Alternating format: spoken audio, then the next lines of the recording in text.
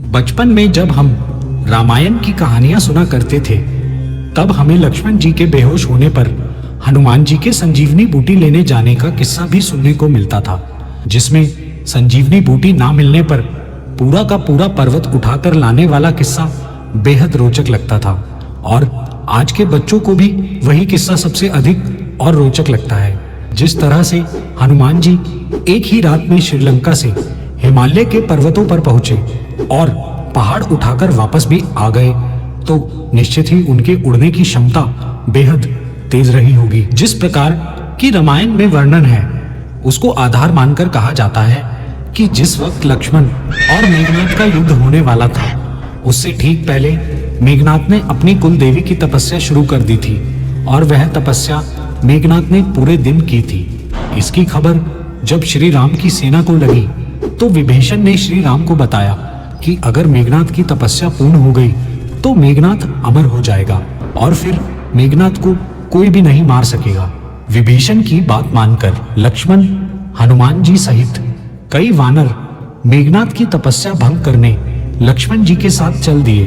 उन्होंने मेघनाथ की तपस्या भंग करने में सफलता प्राप्त की, लेकिन तब तक रात हो चुकी थी। लक्ष्मण जी ने रात को ही मेघनाथ को युद्ध के लिए ललकारा। रामायण के अनुसार उस समय रात्रि का दूसरा पहर शुरू हो चुका था। इसका मतलब प्रत्येक पहर 3 घंटे का हुआ।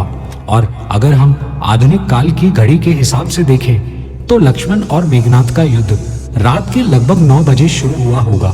यह भी माना जाता है कि लक्ष्मण और मेघनाथ के बीच जो युद्ध हुआ था वो लगभग 1 पहर यानी 3 घंटे तक चला होगा। उसके बाद ही मेघनाथ ने अपनी शक्तिशाली अस्त्र का प्रयोग किया, जिससे लक्ष्मण मूर्छित हो गए। यानी लक्ष्मण के मूर्छित होने का समय लगभग 12 बजे के आसपास का रहा होगा। लक्ष्मण के मूर्छित होने से समस्त वानर सेना में हड़कंप मच गया था। विभीषण के कहने पर वैद्य द्वारा लक्ष्मण की जांच करने और उनके प्राण बचाने के लिए संजीवनी बूटी लाने की सलाह देने और हनुमान जी को संजीवनी बूटी लाने के लिए प्रस्थान किया।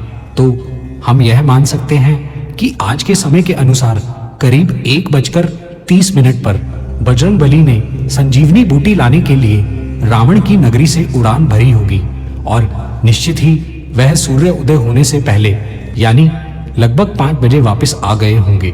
अगर 1:30 बजे उड़े और 5 बजे तक वापस भी आ गए, तो इसका मतलब हनुमान जी 3.5 घंटे में द्रोणागिरी पर्वत उठाकर वापस आ गए थे। लेकिन यहाँ इन 3.5 घंटों में से भी हमें कुछ समय कम करना होगा, क्योंकि जैसा कि रामायण में हमें पढ़ने को मिलता है कि लंका से निकलकर पवन पुत्र भारत आए, तो रास्ते में उन्हें कलनेमी नामक राक्षस भी रूप बदल कर मिला था। परंतु बजरंगबली ने उस कलनेमी को भी अपनी पूंछ में लपेटकर परलोक भेज दिया। उसके बाद बजरंगबली ने उड़ान भरी और द्रोणागिरी पर्वत जा पहुंचे।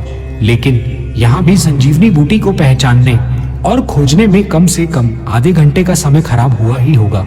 तभी तो बूटी को ना पहचान पाने की वजह से हनुमान जी ने पूरा पर्वत ही उठा लिया और वापस लंका की ओर जाने लगे। लेकिन जब वे पर्वत को लेकर अयोध्या के ऊपर से उड़ रहे थे, तो श्री राम के भाई भरत ने सोचा कि यह कोई राक्षस ही होगा जो अयोध्या के ऊपर से जा रहा है, और उन्होंने बिना सोचे समझे हनुमान जी पर बाण चला दिया। बाण लगते ही वीर हनुमान श्री राम का नाम लेते हुए नीचे आ गिरे। हनुमान के मुंह से श्री राम का नाम सुनते ही भरत दंग रह गए और उन्होंने हनुमान जी से उनका परिचय पूछा। हनुमान जी ने उन्हें राम रावण युद्ध के बारे में बताया। किस्सा सुनकर भरत ने उनसे माफी मांगी। इसके बाद हनुमान जी ने लंका की ओर उड़ान भरी और इन 2 घंटों में अगर हम उनके द्वारा तय की गई दूरी को देखें, तो इंटरनेट पर उपलब्ध जानकारी के अनुसार श्रीलंका से द्रोणागिरी पर्वत तक की दूरी लगभग 2500 किलोमीटर की है। यानी कि आने और जाने दोनों तरफ की यह दूरी कुल मिलाकर लगभग 5000 किलोमीटर तक है और बजरंगबली ने 5000 किलोमीटर की यह दूरी लगभग 2 घंटे में तय की थी। इस हिसाब से हनुमान जी के उड़ने की रफ्तार लगभग 2500 किलोमीटर प्रति घंटे से भी अधिक निकलती है। और अगर इसकी तुलना ध्वनि की रफ्तार से करें, तो उसकी तुलना में हनुमान जी की गति लगभग 2 गुना ज्यादा बैठती है। ऐसे और भी धार्मिक जानकारियों के लिए हमारे YouTube चैनल को अभी सब्सक्राइब करें और वीडियो को अंत तक देखने के लिए आपका बहुत बहुत शुक्रिया।